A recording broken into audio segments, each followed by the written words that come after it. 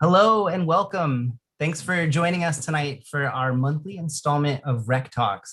I'm really excited to introduce our panel tonight, but just want to fill you in on what RecTalks are. So these are informative and influential discussions with experts in their industry of sport, recreation, physical education, and wellness. Hosted by Duke Rec and PE, our goal is to provide resources and information that promotes the physical, environmental, and mental well-being of our global community. This series is sponsored by Hydro Flask. We'd like to give them a shout out and thank them for the support. At the end of the session, you'll receive a poll to provide some feedback on today's discussion. Be sure to complete that to be entered into a raffle to win a prize from Hydro Flask. So my name is Chris Hendricks, and I work as the Director of Outdoor Recreation here at Duke University. And I'm really excited to introduce tonight's panel and dive into our topic of anti-racism through recreation and sport. So let's kick it off. Nelson, why don't you go ahead and introduce yourself? Alrighty, so I'm Nelson Santiago, and I'm currently the coordinator of sports programs for wellness and recreation at NC State University. I've been at the institution for 7 years as of last month. And when I first got hired on there, I was actually the assistant director in the multicultural student affairs office. So I've had a flex of the world of multiculturalism blended with the world of campus recreation, which is a little atypical, but has been an awesome career journey for myself. Awesome, I love it. Tori, tell us about yourself. Hey everybody, I'm Tori Hooker, Senior Assistant Director of Sport Programs at UNC Chapel Hill. I have been at UNC for about 13 years in some capacity, and I really look forward to talking with y'all tonight. Great, thanks for being here. Let's jump over to Leanne. Hey everyone, I'm Leigh Garstecki, and I'm the Director of Fitness and Wellness at Duke Rec and PE, so I work with Chris. I've been at Duke for about 5.5 years now in this role, so excited to be here with everybody. Awesome, thanks. And Cara, we'll wrap up with you. All right, hi everybody, Cara, Lucia. I currently serve as an associate professor for the Department of Sport Management at Elon University, and recently became the department chair as of June 1st. So I kind of bring my personal experience with facilities when I worked professionally for Campus Rec, and then I've been in academia full-time as a faculty member for about 13 years now. So I'm excited to chat with you all about that. And I also serve as President Designee for NIRSA, Leaders in Collegiate Recreation, so our professional association, and I'm excited to be here. Awesome. I gotta say, Nelson, I think you really kind of sparked this for us.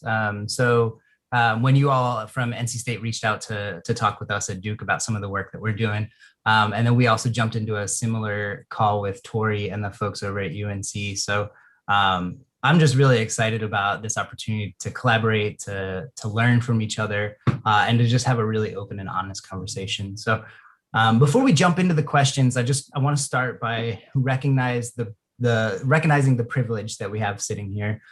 Predominantly white folks that are coming from predominantly white and wealthy institutes, but we're all really working to take the steps and making an effort to address inequities within our programs and our services. And I also want to recognize that we're not experts in the field. DEI work is part of what we do, but we certainly the majority of us are not experts in this. But like I said, we have begun taking steps to address inequity and really to build a culture of anti-racism within our respective areas. We found it really beneficial to have these conversations, pulling together folks from Duke, from NC State, from UNC has been really beneficial, and we've been able to build off of each other's ideas. So that's what tonight is really all about. So we're going to have an open and honest discussion. We're going to reflect on the work we're doing. We're going to learn from each other, and we're going to build off of these ideas. So throughout the discussion tonight, we really want to encourage audience participation. So at any time, feel free to drop questions, ideas, or comments into the Q&A box. It doesn't have to be just questions. If you're really resonating with something one of our experts is talking about tonight, don't be afraid to just give them a shout out in the chat. ask a question, make a comment. We'll be monitoring that to address any questions that are asked. And while we welcome thoughts and opinions, we will not tolerate any form of hate speech or disrespectful words. So please be mindful of that while you're utilizing the chat tonight. And then lastly, this webinar is going to be recorded and it'll be available to view on our YouTube page, as well as on the Duke Rec and PE website, which is recreation.duke.edu. Awesome. So yeah, let's jump right into it. So my first question tonight is, what were some of the initial steps that you all took to begin addressing social and racial inequities within your programs and organizations? So Nelson, let's go ahead and start with you on this one. Alrighty. So, in thinking of this, it actually came from our Division of Student Affairs. About 3-4 years back, we all got an offer, all of DASA as we call it, to attend a race awareness webinar. I'm sorry, not webinar, seminar. Nowadays it's webinars. So it was led by Al Vivian from Basic Diversity, and I'll actually put in a link a little bit later so that everyone can have this, because I've been part of, institutional equity and diversity for over 5 years. It was part of the grad work that I did even before that as a student, and this race awareness seminar was like nothing I have ever been to truly hit like issues around race. And it's a 2-day thing, and I'm not going to give too much about it because that's kind of one of the parts of going through it, is not knowing exactly what to expect. So when I went in there, I just knew it was an immersion into speaking about race. And it was really one of the first times that, going through it, that, I've never seen that many white people in a room feel so uncomfortable, and which in turn made the people of color feel uncomfortable, that they felt uncomfortable. And then we were kind of like checking in and making sure they were good, which later on came out to be like a topic of conversation, that's kind of how people of color navigate through spaces. And when we do see our like white colleagues feeling some kind of way, we're like, oh no, I hope you don't feel bad, even though like that's kind of an experience that we experience through microaggressions and institutionalized oppression and all the other things that are out there. So that really sparks something within our division, and then specifically within wellness and recreation. Wow. Yeah, thanks for sharing that, Nelson. Mm-hmm. Leigh, can you share just a little bit of how we've initiated some of the work we're doing here at Duke? Yeah, sure can. So ours began basically this summer, and it was in a response to everything that was happening, and kind of just reaching out to leadership to say, hey, can we do something? We need to do something. We were given the go ahead, and we formed what we call the ARC group, which is Anti-Racism Commitment Group. And it started by putting together a really small group of people. Actually, our executive director, Felicia Tittle, recommended that we keep it small to start with, because we really wanted to make an impact pretty quickly. We wanted to be able to kind of hit the ground running. And so it meant keeping it small to start, but also making sure that everybody who was a part of it was already doing the work. That we knew that as a group, we were going to have to, do some education and give some resources to our staff. But we really wanted to be able to kind of do that together. So we started out with 5 of us, and Chris and I are 2 of those. And we kind of built a statement that we put out to our students and to our community. We came up with some goals, preliminary goals, and we came up with our 3 pillars of assess, act, and accountability. And then we rolled that out to the staff. We started with a culture survey for our staff and started kind of leading meetings around that. And that's what kicked us off. Great. Thanks for sharing. Tori, let's jump over to you. Yeah. So I would say Ours at UNC Chapel Hill has definitely evolved over the years. We had a committee that started probably, I don't know, maybe 6, 7, 8 years ago that was, focused on diversity and inclusion and some of the other buzzwords that we hear going around now.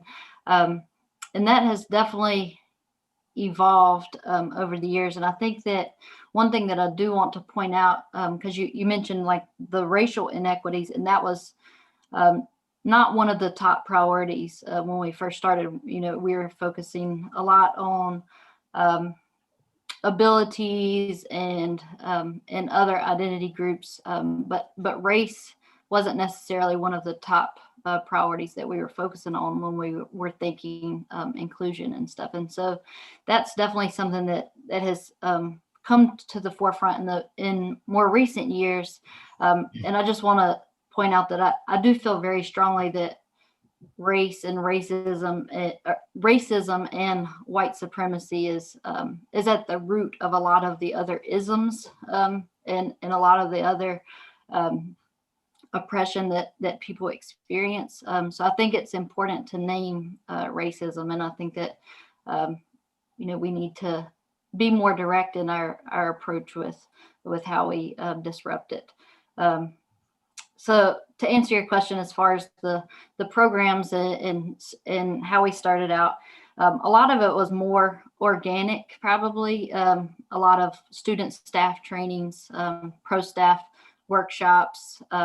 We did attend, similar to what Nelson pointed out, we attended as a staff the Racial Equity Institute out of Greensboro, and that was an impactful experience that we did as a professional staff.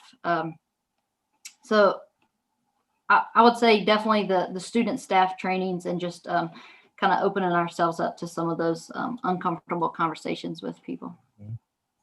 Yeah, that's huge. And thanks for touching on that, Tori. That's such a great point. We are really kind of honing in on anti-racism with tonight's discussion, but really what we're doing is looking at inclusivity as a whole. So taking a holistic look at who can access our facilities, who utilizes our programs, and what's that experience like for all.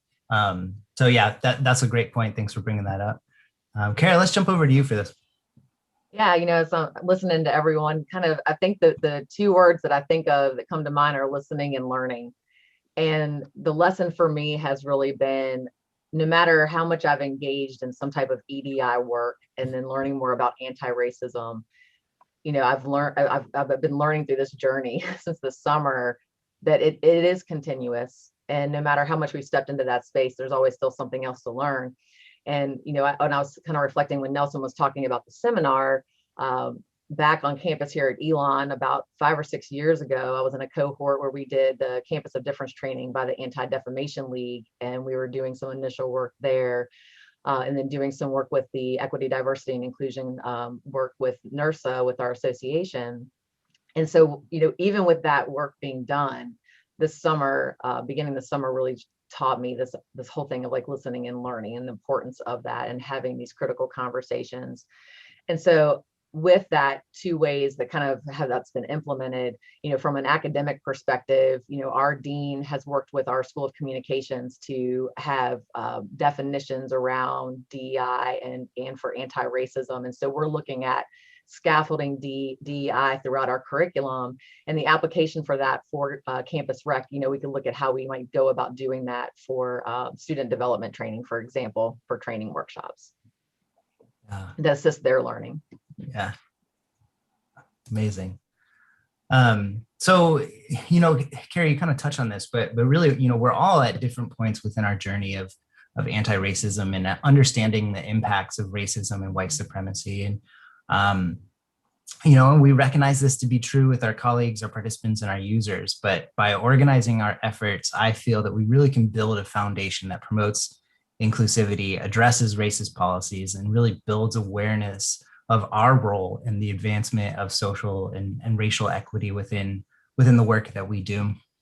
In his book, How to Be an Anti-Racist, Ibram X. Kendi addresses racism as a marriage of racist policies and racist ideas that produces and normalizes racial inequities. He goes on to further define racist policy as any measure that produces or sustains racial inequity between racial groups. When he uses the term policy, he's referring to written and unwritten laws, rules, procedures, processes, regulations, and guidelines that govern people. I think it's important to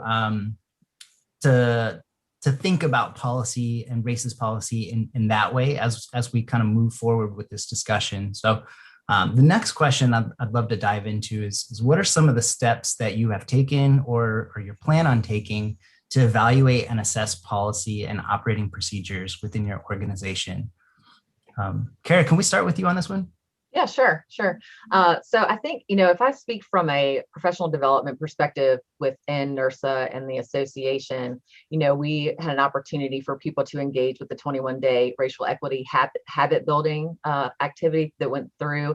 And the part that I've actually realized by being a part of that and speaking with colleagues, such as the director, Larry Mellinger here on Elon's campus, we've been able to have those conversations together. But now I'm seeing that I'm using that to have conversations in other spaces. And so I think one of the things that we have to really think about, right, is it doesn't just happen in our campus rec space. I'm using these resources in my personal space as well. But I think in relation to looking at systems and processes, we've been working through something called through title equality, the equity sequence. And basically it's when you're looking at a program, you're looking at a policy, you're asking certain questions. So, one question might be, was this policy program, designed with equity in mind? And so what are the questions that we're asking, when we're making these decisions about policies and programs, or the programs and policies that either need to be revamped or removed? Yeah. I think it's easy to overlook a lot of these things if we're not being conscious and we're not recognizing these things. And I think the prime example I think of is in a job description. When somebody writes, must be able to lift X amount of weight, is that truly a core responsibility of that position? Because otherwise it's kind of ableist language. Yeah. That's why I think this is so important to really just stop, pause, put our egos aside, put kind of everything aside, and really take a hard look at what we have in front of us. And you make a good point, Chris, because I think the other question that just came to mind is, who's advantaged and who's disadvantaged based on this? Mm-hmm. Yeah, absolutely. Tori, why don't we jump over to you?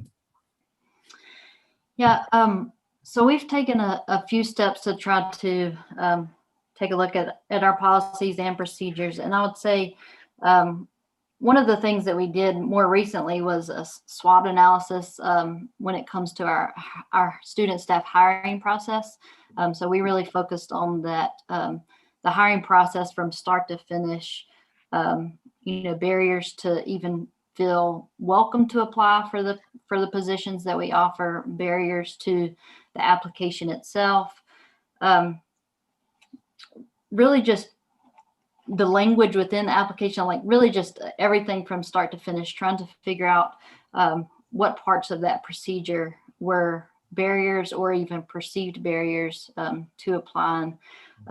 That's the hiring process itself is really a focus area of ours because, the student staff for us are the, our eyes and ears and the face of our program oftentimes. So making sure that they know that that's a priority for us. So including interview questions that talked about racial equity and diversity and inclusion was really important. And just establishing that from the very beginning.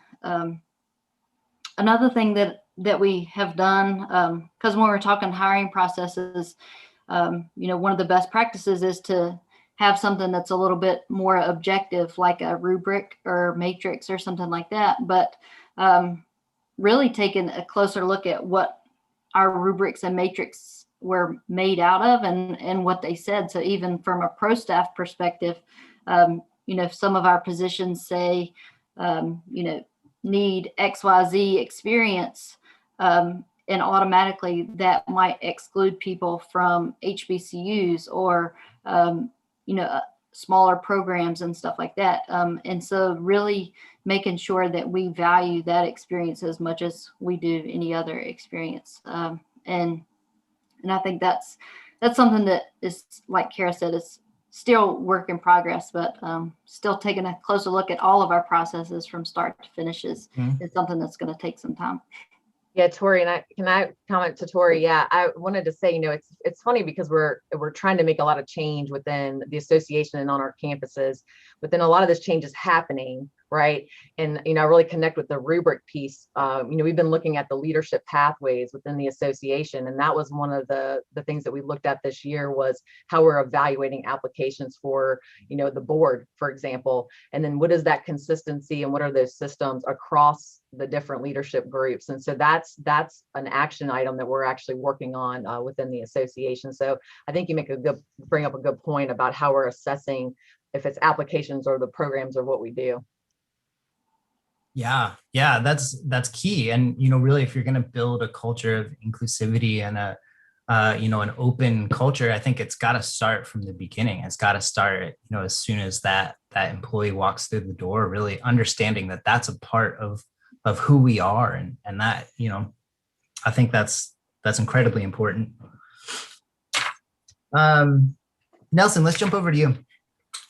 Yeah, absolutely. So just sitting here, just even hearing all the answers, like I have to also call out that campus recreation in general is like made for the privilege. I think of like how whether it is outdoor adventure and climbing a rock, doing rock climbing, or whether it's playing an intramural sport, or whether it's being on the fitness floor, how our facilities in general are intimidating, and that world of campus recreation, or whatever we call it at our specific schools, creates exclusivity versus inclusivity.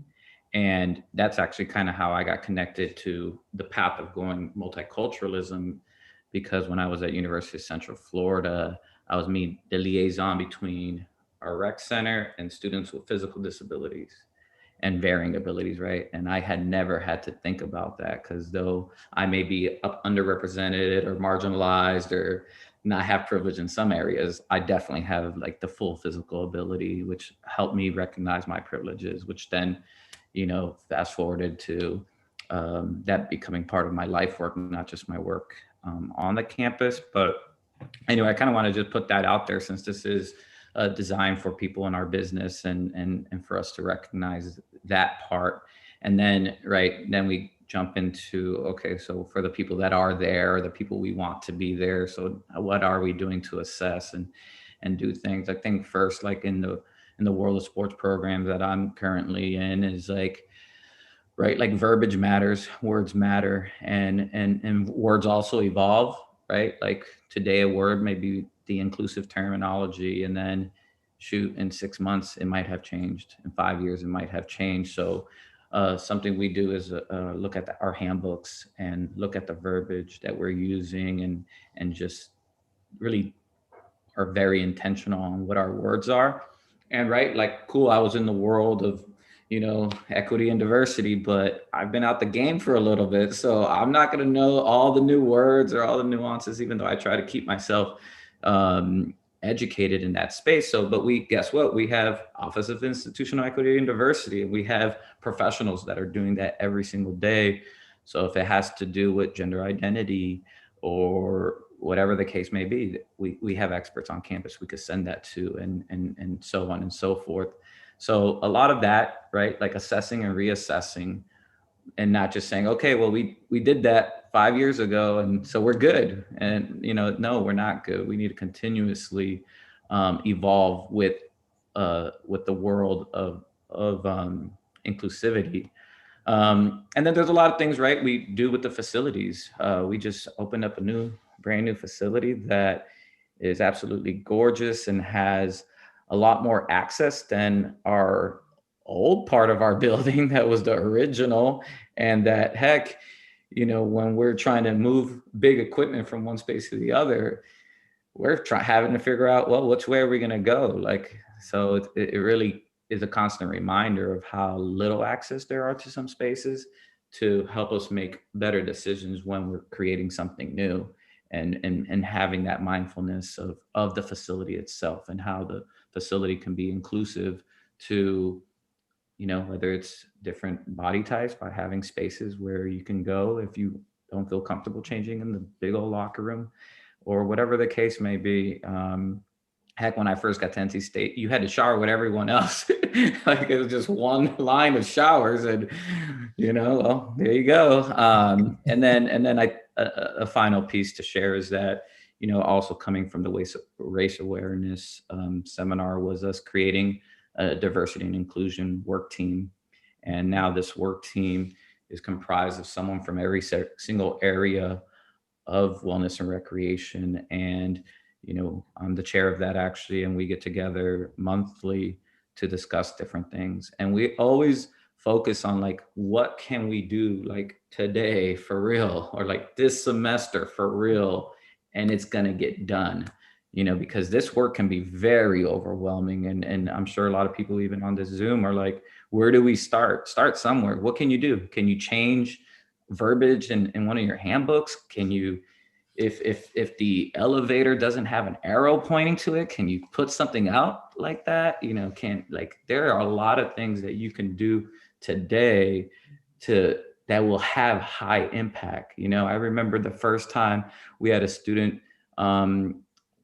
able to drink out of a water fountain, the first time, because of the level of ounces of force that she could put out her finger, could not push an elevator button or push the water fountain. But when the facility for my previous institution put in automatic water fountains, she was so excited to be drinking out of water fountain for the first time on campus. High impact for her, where us, we take that for granted, right? So those are some things that come to mind out of many, many things. Yeah, Nelson, you sparked so many thoughts. I think, for one thing, I think that, this idea of this being ongoing work, it's constant. We need to constantly be reviewing, or at least annually reviewing our materials. And that's really, I think, how we make this a movement and not a moment, right? Yeah, man, I love it. I could dive into that for hours, but LA, we've been working on some internal reviews and stuff like that. Can you talk more about that? Yeah, my brain's going with what everybody is saying. It's like, oh, there's so much to talk about. I do want to say, did Wendy get her question answered? Hi, Wendy. The 3 pillars. If anybody else wanted to know, they're assess, act, and accountability. And actually, just a quick note on that, because of what we're talking about right now, and that is to continually do it, like Nelson said, and go back and not just, box check. When we put this group together, we actually now have subcommittees for assess and accountability. And while these 2 groups will work together to do a lot of action items, the thought is this will continue, and we'll continually looking at assessment projects and accountability projects. There is a question in here, and I just kind of thought this is a good opportunity to hit on it. The question was, is there a good way to deploy professional development expectations for professional staff? And so one thing that our accountability group is working on is putting these into kind of our end of year evaluations as like kind of a side document, also goals for each area in the department, so that they are, everyone understands they're being expected to do this throughout the year. And that way people know right when they are hired on to our department that this is an expectation and this is what we do and who we are.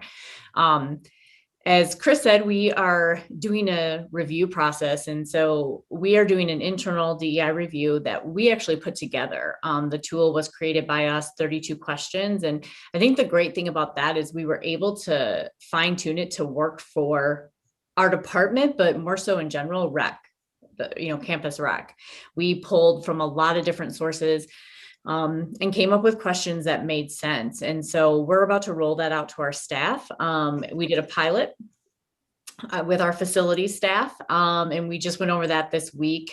And then on March 2nd, it'll roll out to the rest of our department, and everybody has to do it. It's not a departmental. There's probably going to be 8 or 9 of these reviews, because everybody from HR to outdoor adventures, fitness, every area, physical education, will do this for their area and take a really deep dive and a good look.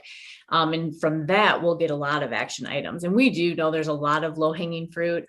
Tori was talking about HR, and we know there's a lot. Whether it's professional staff hiring or student staff, there's a lot to look at there. But this is a good way for us to get organized and kind of see what we have to do. And I want to say something too about that. It goes to the job descriptions, but things that are just in there, like have to be able to carry this much weight or whatever it is, those things have been there because they've always been there. And we talk about these things as if like, well, of course we have to keep them. And one thing we all talked about when we met last week is this systemic white policy. And it's so ingrained that we don't even realize it. And so when we're going through this review, I mean, we're diving deep into it because there are things there that we just accept as is, and we're not really evaluating where they came from, why they're there, are they necessary? And I think that's a big struggle for a lot of people because they don't understand that this was all built off of a white supremacist culture. And typically white male supremacist culture, right? And so it's really important to have that in your mind, I think, when you're looking at this and taking those steps. So yeah, that's spot on, Leanne.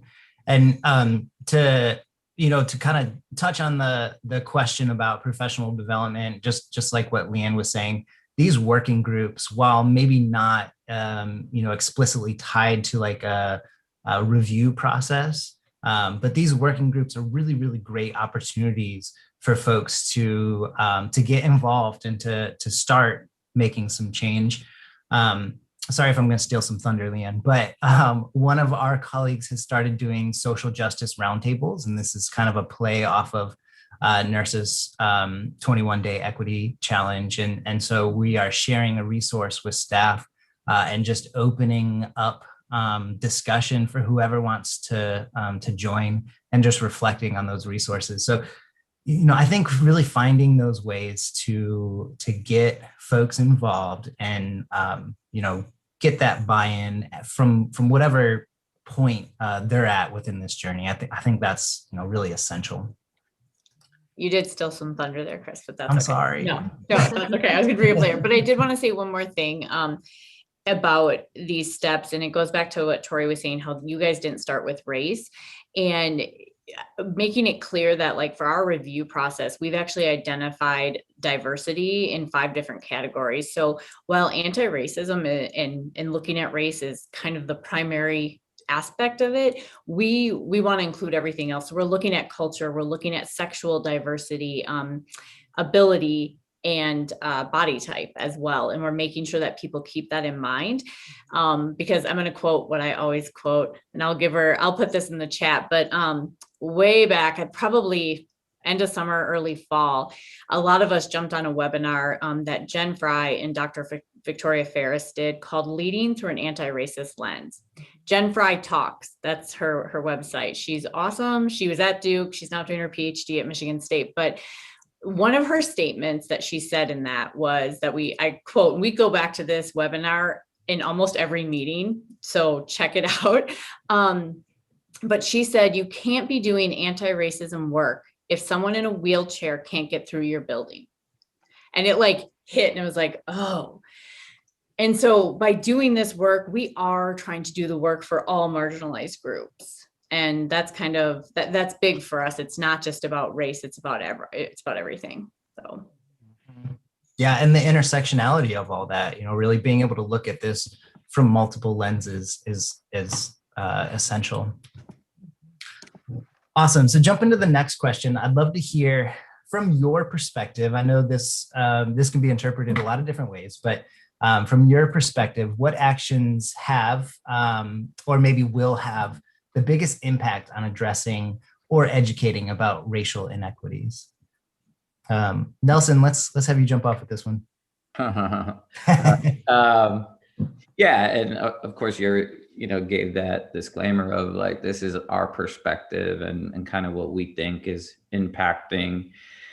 And every single semester, every single year, when we're going through how we hire, how we then give an assessment at the end of a semester, the end of a school year, even on someone who's going to graduate and leave the institution, and of course just the onboarding for all, we make sure that there is touches of diversity and inclusion in all those spaces, with like a probing thought of like something like, how has working in a diverse space helped you grow or challenged you? And then it makes the student think, yeah, this is a really diverse staff that I work with. What impact has that had on me? And then we have just a lot of different subtle touches, and we're adding to that. But it continuously, basically, if you're being hired by us or even going through trying to get hired by us, you're going to have to think about diversity. And then more importantly, inclusivity, right? Because diversity is being invited to the party, right? Everyone's been invited to a party and you show up and everyone looks at you and then they don't know you. So then they look away and then you're like, oh, dang, where are my friends at? That's diversity, right? Inclusion is walking in through that door, seeing a bunch of people you don't know, and them saying, hey, what's up? How are you? Who are you? Come on in.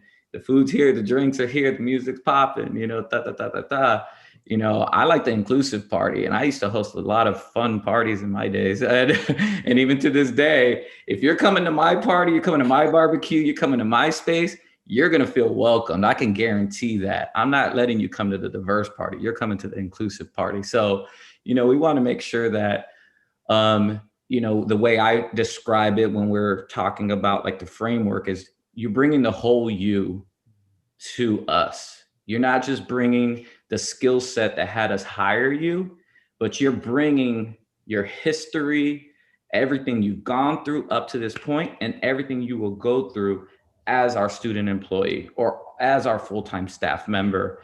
And we celebrate the whole you. And we understand that you're not always going to be 100% on this stuff that's been going on this summer and beyond. And even today, like I'm staying on NPR and like, it hasn't ended.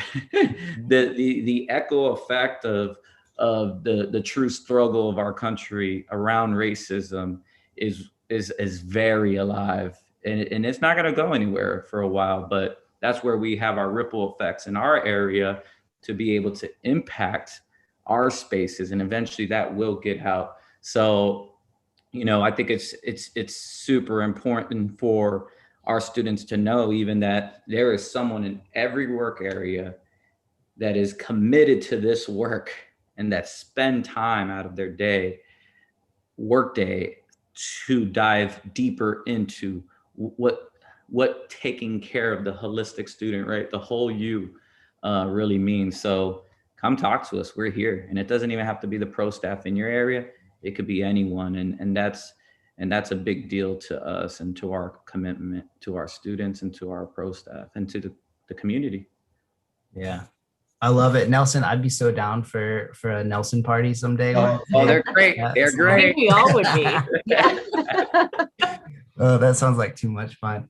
Nelson, can I respond yeah, please. to Nelson? Yeah, so it's funny because you're talking about the inclusive party. And then I kept thinking about, I don't know if it was when Maya Angelou was interviewed once by Oprah, but she talked about, calling things out in her space. And if it was in her office or in her home.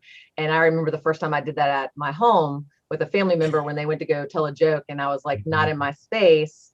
I don't want it to get in my walls. But then it opened up a conversation. But the reason you had me thinking about that was just the importance of cultural humility. And I think a lot about working for Stan Shingles at Central Michigan University as a graduate assistant and the coordinator of facilities. And there's just a lot of opportunities for me to start learning about, race early on. And it's amazing how far that journey's been, so far. And But I think what happens is, instead of it feeling like a critique, right, for us to be able to have that conversation, you just like when you were talking about the words, the language changes to say, hey, ouch, like that kind of, that hurt. Let's have a conversation about it. And, even from this summer, I've had some great conversations with colleagues, across the US just about that. And it's been amazing to be able to learn in that capacity as well. And so, but I love the inclusive party. And I think the more courageous we are in some of those spaces, even though it feels really uncomfortable, the white people getting uncomfortable again, that if we take that comfort, it's like, okay, I messed up. What am I learning from this experience? Yeah. We talk a lot about that in the outdoor facilitation world, right? We're not really going to learn when we're in our comfort zone, right? We got to step outside of that comfort zone, because that's where a lot of the learning and education and experience is going to come from. Awesome. Tori, you had talked a little bit about student involvement being a really, key element of this. You want to jump in here? Sure. Yeah, I think that I would say for us, the workshops, both for the pro staff and the student staff, have been really impactful, personally and professionally. And so it's more on an individual level, not necessarily on a system level, but I would say that having those impacts on an individual level then starts to impact the organization itself. So I think that I can't remember who mentioned it earlier, but about, starting somewhere.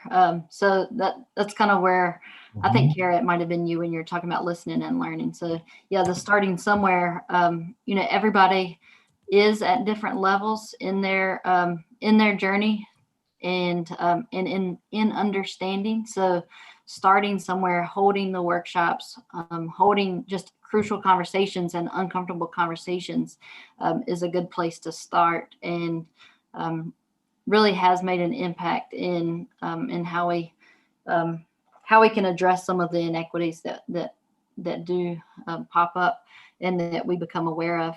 I want to give a shout out to one of my colleagues at UNC, Russell Hobart. He's our climbing.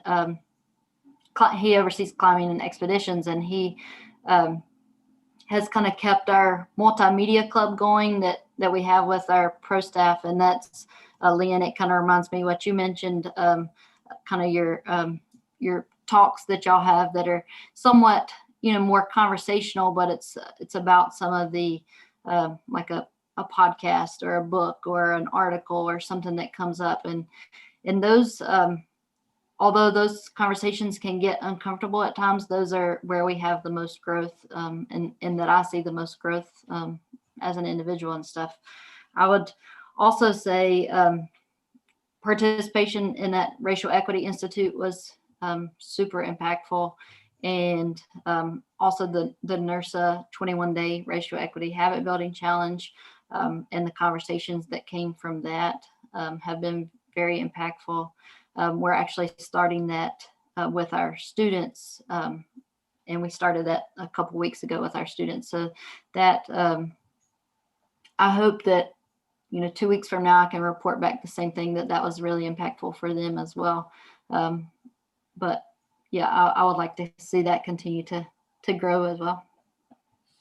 Yeah, and a big shout out for the NIRSA's 21-day equity challenge. That is, it's now on demand. So at any point you can jump on board with that. Cool. Ellie, you want to jump in? Yeah. So first, we have a question, and that says, do you think people have an understanding of the difference between equity and equality? And so I was just on a webinar earlier today, and the simple definition they gave is, equality is giving everybody the same thing, and equity is giving everybody what they need.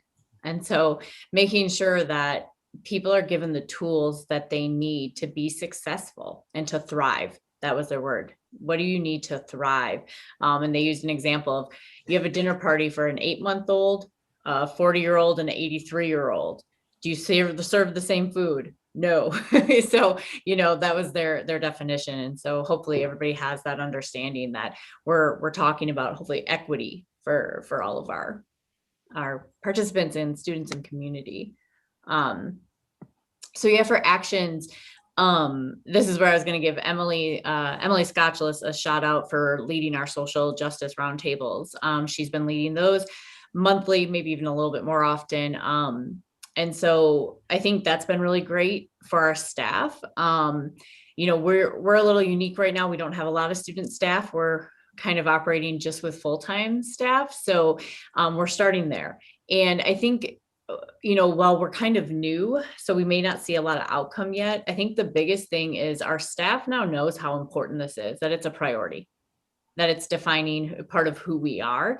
And I think that's huge because especially once we do these reviews and start implementing new policies and procedures, when people are hired on, they're going to know. This is what I'm signing on for. This is what's expected of me.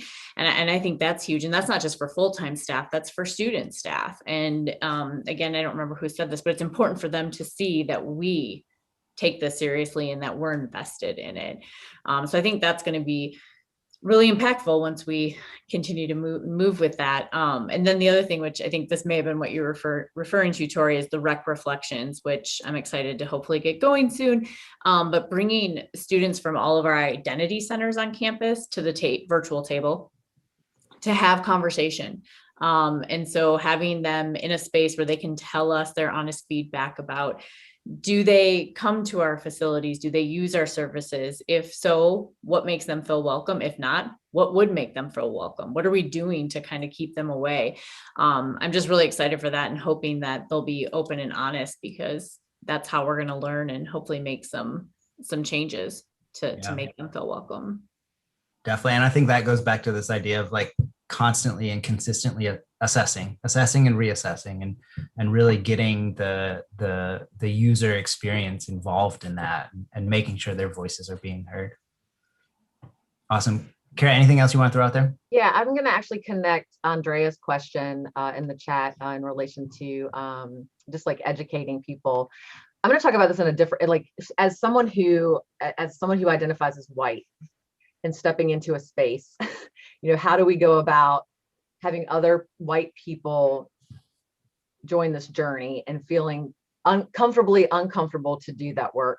And I think for me, it's a lot about kind of helping people learn how to be vulnerable in a space and how it's okay to like share stories about your own mishaps. Like we were talking about with cultural humility, your own identities and learning about their identities. So you know, if it's at a staff meeting and talking about a specific situation that you had and sharing that with your colleagues, this might also connect with what Vic, in the chat we've got, you know, about how do we engage everyone? So our staff, you know, all levels of staff, you know, or if it's our, you know, custodial staff that we may not see all the time. I know some have direct reports through campus rec, but whomever it is, or people visiting our campuses.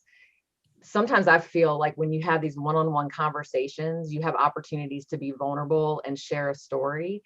And then when we're able to share a story or listen to a story, it can go to the next level.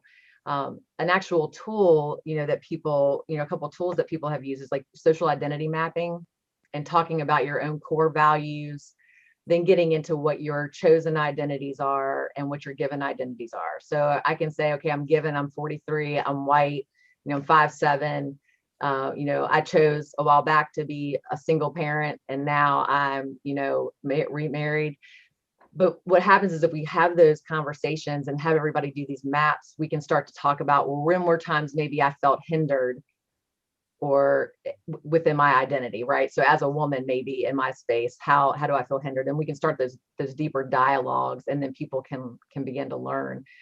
I think sometimes what I'm seeing with individuals that I come into contact with at different stages is that they might have a fear of not knowing enough and not knowing where to start that space, because if they're sitting with people, so, you know, many of us, right, we've already talked about how we've been to these seminars and we've had these trainings. And when people are stepping new into that space, it may be intimidating, even if they have questions. And it goes back to that being fearful, I think, of the misstep. So how do you show that's kind of where you were on your journey, I guess is what I'm saying within the role modeling. I think one other piece of it too is important as an educator, and I think we can do this in our professional staff trainings as well as with students, and I do this in the classroom.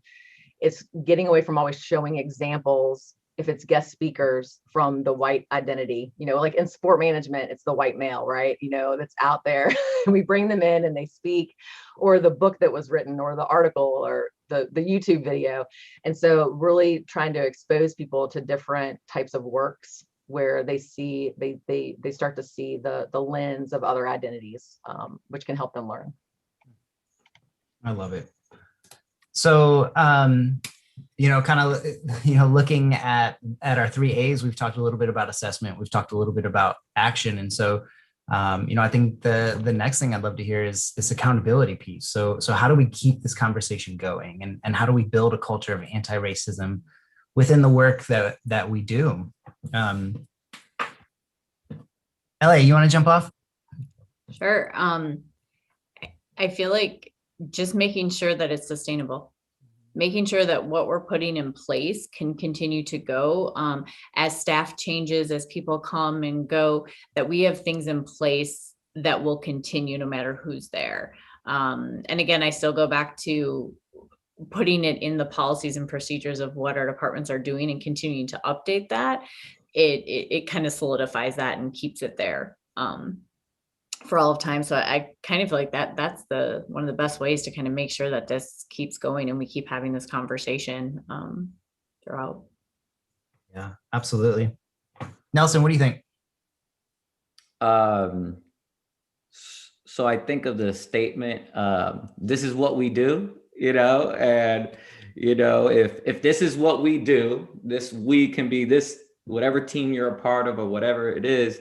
But there are things, maybe even your family or organizations or whatever, that is a terminology, like that's what we do. And I think that in this conversation, this is what we do should mean that this is what us at this university, or us at our wellness and recreation, or our campus recreation area, or our university or our institution, it needs to be part of what we do.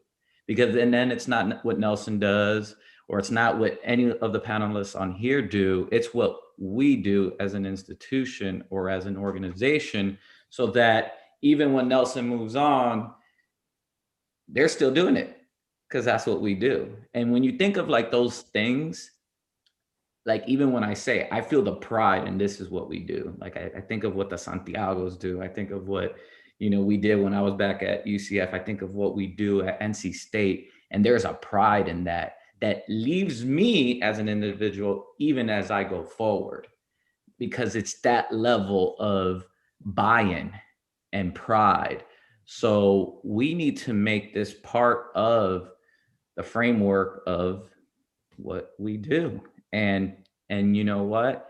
It doesn't take that long for the buy-in and for that to be a part of like the threading of your area. That's what's so cool about higher ed, right? The students come in and out in 4, 5, 6-ish years, and we come in 2, 3 years and move on, and with the higher positions holding on a little longer, but we can create culture pretty quickly in the work that we do, versus back when people used to work in the same industry 20, 30 years, same office, same everything. That's harder.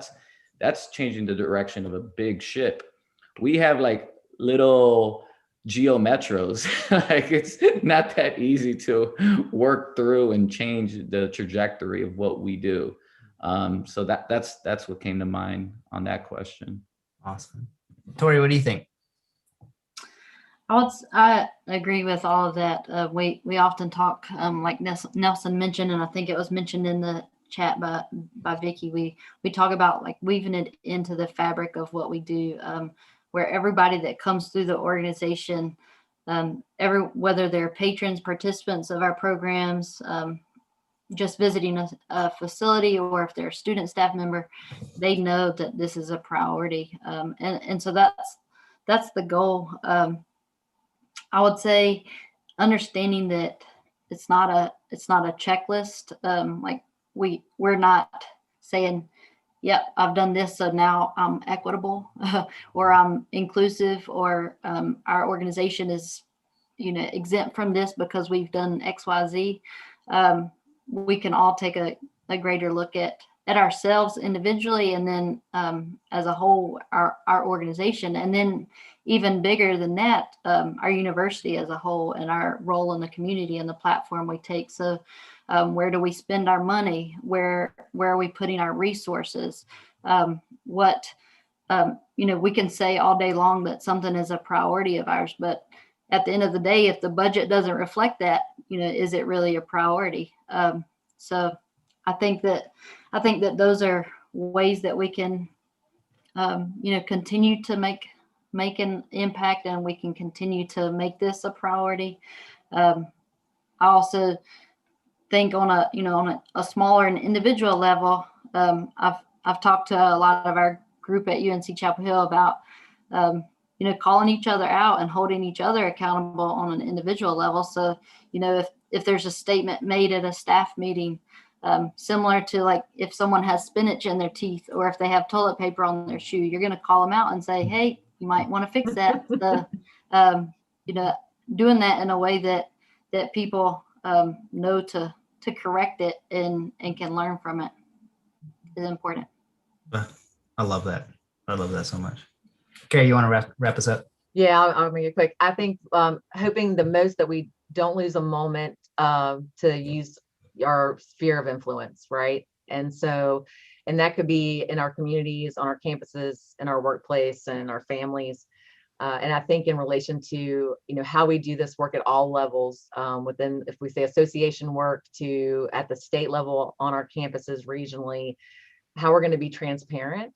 But I think the great thing, even just tonight, is the storytelling of what's already being done. Mm-hmm. And so how are we sharing this information out so that people can use it as a resource, but then also to create motivation for others to be engaged in the work.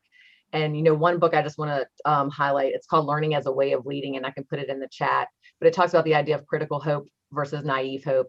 And naive hope is the idea, oh yeah, I'm hopeful it's going to get better. Okay, it's more the moment, right? But critical hope is it's continuous work. And some of that work, the critical hope, you are engaging if you're reading something about it. And you're engaging if you're changing a policy. And so we have to make sure that we don't hurt each other, right? If someone's not acting at a level that we're acting, but they're acting, and then how do we just continue, and they'll continue to develop that and start changing policy and making new programs, et cetera, et cetera. Yeah. Wow.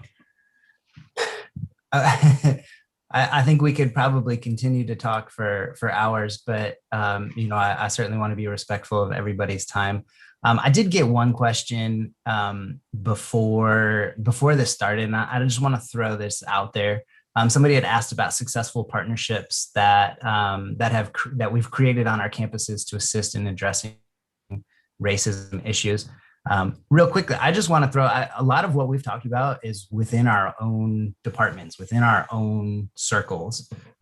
We have an abundance of resources on our campuses, so certainly utilize that. But a lot of that falls on us to educate ourselves, and primarily speaking, as white folks, right? Like, we need to be doing the educating. We need to not be relying on our colleagues of color to educate us. But those resources do exist for us. Our multicultural centers are kind of broken up. And so our Mary Lou Williams Center for Black Excellence has been a phenomenal resource for us. Their former director, Chandra, is really close with us. And their interim director, Q, he's an amazing person and just a wealth of knowledge. So I don't know if y'all have anything else you want to throw out there as far as partnerships, but it's certainly a key component to this. I think we're showing this right now, the partnership. I mean, we've all been reaching out to each other, and we plan on sharing resources. If someone else has jumped in and been doing some of this work, don't be afraid to ask for some help. Like, hey, can you show me an example of this? Because this has been great, and we're going to continue these partnerships. Yeah, absolutely. I know this conversation is going to continue on with us. It may not be streamed live on YouTube next time. But we're certainly going to continue to lean on each other as as resources and support. Well, thank you all so much. I think so highly of all of you all, and this has just been a phenomenal conversation. Like I said, this is going to continue for us, so this isn't the end. But thanks for being here, and thanks for sharing your thoughts. Thanks Thanks, everyone. Chris. Yeah, Thanks, thanks everybody. Great.